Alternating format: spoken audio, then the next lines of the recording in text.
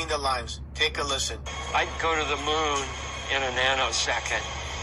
The problem is we don't have the technology to do that anymore. We used to, but we destroyed that technology, and it's a painful process to build it back again.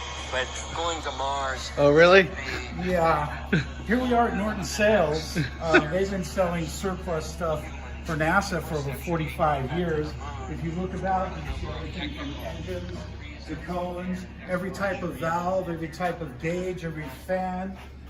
These are some famous tanks. A lot of people wonder what these are when they find them in the fields. These are tanks often used to keep the balloons charged. Remember, things aren't necessarily in orbit. There are things suspended from balloons, so a lot of your satellite programs are going to have extra tanks. There's a yard full of all this stuff. You can see vintage, collected stuff from all these years. I used to live in this neighborhood, so I know where this guy gets it. It was from Rocketdyne. That's where the famous Bill Casing worked. And he's the one that said, that, the stuff just doesn't work.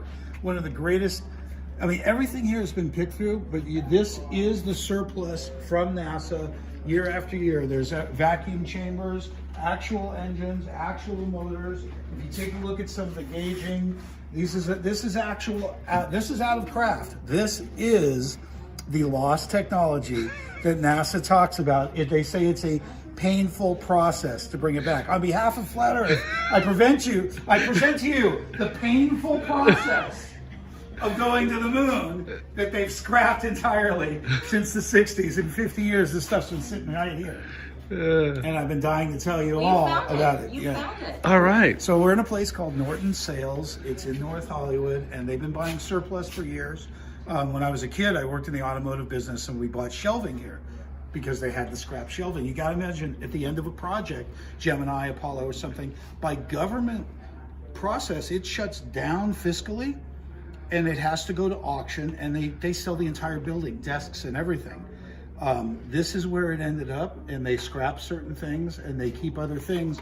Literally, people come here. If you ask them, they'll tell you that Elon Musk shops here today and that they're back engineering stuff.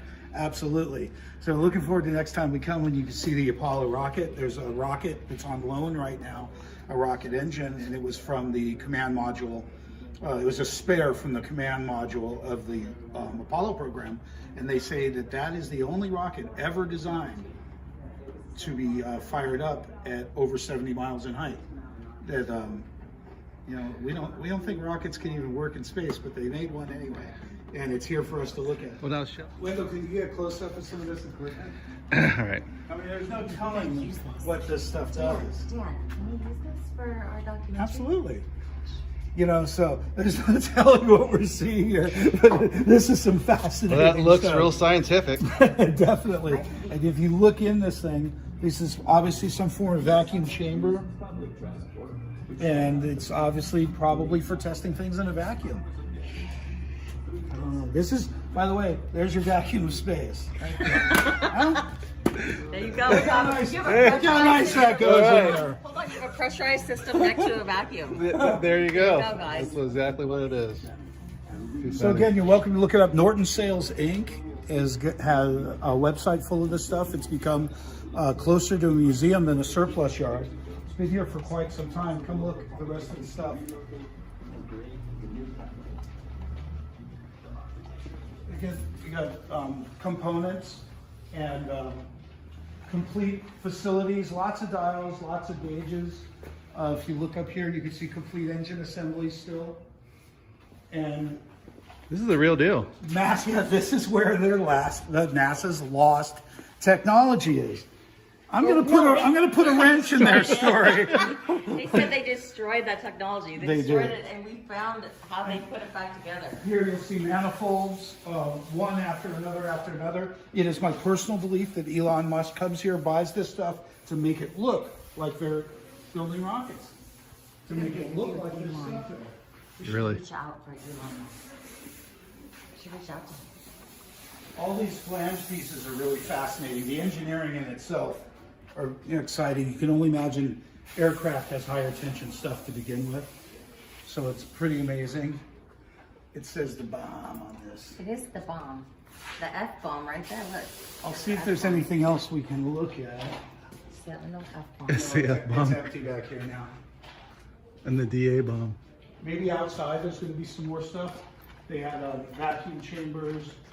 I just And, dropped an F-bomb. Every shelf here was just gauges and tiles and tiles and gauges and nuts and bolts and specialty clips like you wouldn't imagine. Just clips and things, attachments, things that are designed to keep things attached. Here again, these are these tanks that you see left in fields. And people think they're alien in nature, and I don't think they are.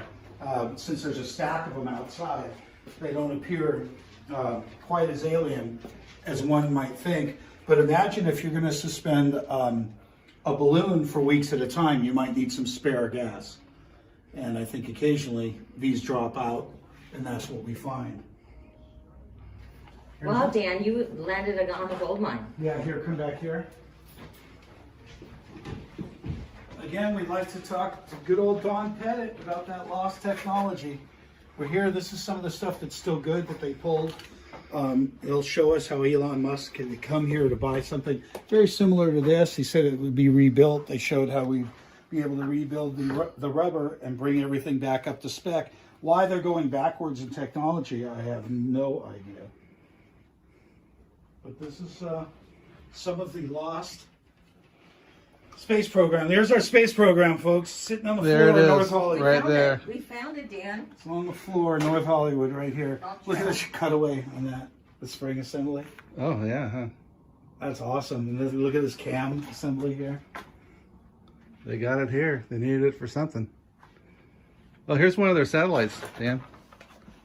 There it is, right that there. one's probably been there and back. It's pretty Satellite. Well, thank you, Don Pettit, for not looking very hard. All right, thanks, Don. Thanks, Yeah. Don.